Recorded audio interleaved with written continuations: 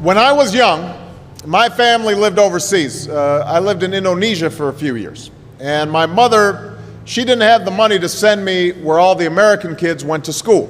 But she thought it was important for me to keep up with an American education. So she decided to teach me extra lessons herself, Monday through Friday. But because she had to go to work, the only time she could do it was at 4:30 in the morning. But whenever I'd complain, my mother would just give me one of those looks and she'd say, "This is no picnic for me either, Buster." So I know that some of you are still adjusting to being back at school, but I'm here today because I have something important to discuss with you.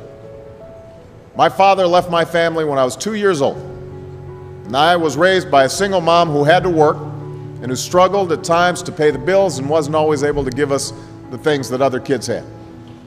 There were times when I missed having a father in my life. There were times when I was lonely and I felt like I didn't fit in. So I wasn't always as focused as I should have been on school. And I did some things that I'm not proud of. And I got in more trouble than I should have.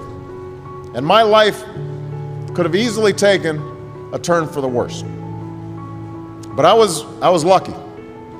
I got a lot of second chances. And I had the opportunity to go to college and law school and follow my dreams. My wife, our First Lady, Michelle Obama, she has a similar story. Neither of her parents had gone to college, and they didn't have a lot of money. But they worked hard, and she worked hard so that she could go to the best schools in this country. Some of you might not have those advantages. Maybe you don't have adults in your life who give you the support that you need. Maybe someone in your family has lost their job, and there's not enough money to go around. Maybe you live in a neighborhood where you don't feel safe, or have friends who are pressuring you to do things you know aren't right. Maybe you could be a great writer, maybe even good enough to write a book or articles in a newspaper, but you might not know it until you write that English paper, that English class paper that's assigned to you. Maybe you could be an innovator or an inventor, maybe even good enough to come up with the next iPhone or the new medicine or vaccine, but you might not know it until you do your project for your science class. Maybe you could be a mayor or a senator or a Supreme Court justice, but you might not know that until you join student government or the debate team. And no matter what you want to do with your life, I guarantee that you'll need an education to do it. You want to be a doctor or a teacher or a police officer? You want to be a nurse or an architect, a lawyer or a member of our military? You're going to need a good education for every single one of those careers. You cannot drop out of school and just drop into a good job. You've got to train for it and work for it and learn for it. And this isn't just important for your own life and your own future. What you make of your education will decide nothing less than the future of this country. The future of America depends on you. What you're learning in school today will determine whether we as a nation can meet our greatest challenges in the future. You'll need the knowledge and problem-solving skills you learn in science and math to cure diseases like cancer and AIDS, and to develop new energy technologies and protect our environment. You'll need the insights and critical thinking skills you gain in history and social studies to fight poverty and homelessness, crime and discrimination, and make our nation more fair and more free. You'll need the creativity and ingenuity you develop in all your classes to build new companies that will create new jobs and boost our economy. We need every single one of you to develop your talents and your skills and your intellect so you can help us old folks solve our most difficult problems. If you don't do that, if you quit on school, you're not just quitting on yourself, you're quitting on your country. Now, I know it's not always easy to do well in school. I know a lot of you have challenges in your lives right now that can make it hard to focus on your schoolwork.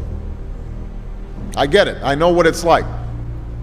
But at the end of the day, the circumstances of your life, what you look like, where you come from, how much money you have, what you've got going on at home, none of that is an excuse for neglecting your homework or having a bad attitude in school. That's no excuse for talking back to your teacher or cutting class or dropping out of school. There is no excuse for not trying. Where you are right now doesn't have to determine where you'll end up. No one's written your destiny for you. Because here in America, you write your own destiny. You make your own future. That's what young people like you are doing every day all across America. And that's why today I'm calling on each of you to set your own goals for your education and do everything you can to meet them. Your goal can be something as simple as doing all your homework, paying attention in class, or spending some time each day reading a book. Maybe you'll decide to get involved in an extracurricular activity or volunteer in your community. Maybe you'll decide to stand up for kids who are being teased or bullied because of who they are or how they look. Because you believe, like I do, that all young people deserve a safe environment to study and learn. Maybe you'll decide to take better care of yourself so you could be more ready to learn. But whatever you resolve to do, I want you to commit to it. I want you to really work at it. I know that sometimes you get that sense from TV that you can be rich and successful without any hard work. That your ticket to success is through rapping or basketball or being a reality TV star. Chances are you're not going to be any of those things. The truth is, being successful is hard. You won't love every subject that you study. You won't click with every teacher that you have. Not every homework assignment will seem completely relevant to your life right at this minute. And you won't necessarily succeed at everything the first time you try. That's okay. Some of the most successful people in the world are the ones who've had the most failures. J.K. Rowling, who wrote Harry Potter. Her first Harry Potter book was rejected 12 times before it was finally published. Michael Jordan was cut from his high school basketball team. He lost hundreds of games and missed thousands of shots during his career. But he once said, "I have failed over and over and over again in my life, and that's why I succeed." These people succeeded because they understood that you can't let your failures define you. You have to let your failures teach you. You have to let them show you what to do differently the next time. So if you get into trouble, that doesn't mean you're a troublemaker. It means you need to try harder to act right.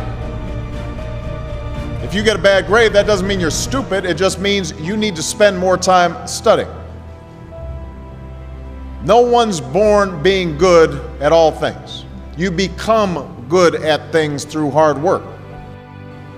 You're not a varsity athlete the first time you play a new sport. You don't hit every note the first time you sing a song. You've got to practice. The same principle applies to your schoolwork. You might have to do a math problem a few times before you get it right. You might have to read something a few times before you understand it. You definitely have to do a few drafts of a paper before it's good enough to hand in. Don't be afraid to ask questions. Don't be afraid to ask for help when you need it. I do that every day. Asking for help isn't a sign of weakness, it's a sign of strength. Because it shows you have the courage to admit when you don't know something, and that then allows you to learn something new. So find an adult that you trust, a parent, a grandparent, or a teacher, a coach, or a counselor, and ask them to help you stay on track to meet your goals. And even when you're struggling, even when you're discouraged, and you feel like other people have given up on you, don't ever give up on yourself. Because when you give up on yourself, you give up on your country. The story of America isn't about people who quit when things got tough. It's about people who kept going, who tried harder, who loved their country too much to do anything less than their best. It's the story of students who sat where you sit 250 years ago and went on to wage a revolution, and they founded this nation. Young people. Students who sat where you sit 75 years ago, who overcame a depression and won a world war, who fought for civil rights and put a man on the moon. Students who sat where you sit 20 years ago, who founded Google and Twitter and Facebook and changed the way we communicate with each other. So today, I want to ask all of you, what's your contribution going to be? What problems are you going to solve? What discoveries will you make?